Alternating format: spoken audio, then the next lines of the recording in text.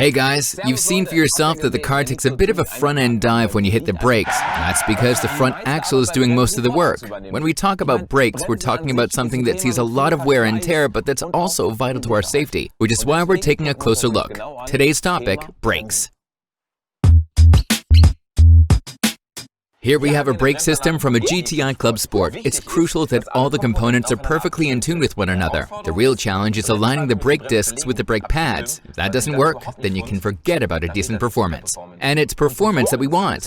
When it comes to brakes, the most important thing is the hydraulics. That's where the pedal power comes from. You have to imagine that when you put your foot on the pedal, the end point of the entire system is here on the brake disc, at best packing a weight of 1.5 tons. That's basically the same as a fully grown cow.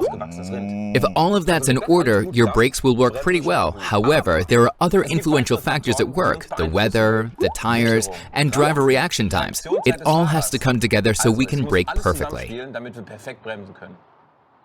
Here we go again. As usual, size really is everything. No, but seriously, think about it this way. The bigger the vehicle or the greater the performance, the larger the brake disc has to be. If you have a massive amount of engine power at the front, you need a whole lot of brake power.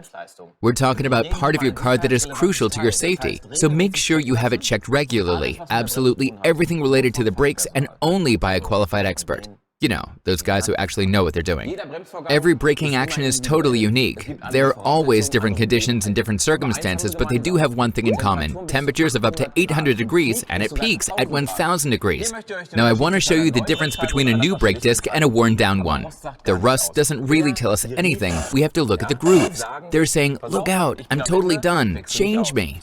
Luckily, we have some little helpers like the ABS, the anti-lock brake system. In an emergency situation, this helps us steer when we apply the brakes. It's pretty handy, I'll tell you that much.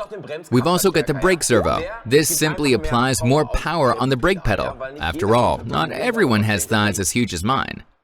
And then there's the ESC, the electronic stabilization control, which is essential when it comes to preventing the car from skidding. If we start skidding on a wet road, then hit the brakes, it's not gonna end well. If your brakes are making strange noises, if your brake pedal is juddering, if your braking distance is becoming noticeably longer, then it's time to visit the garage. And don't be surprised if the garage changes both sides. That's for safety purposes.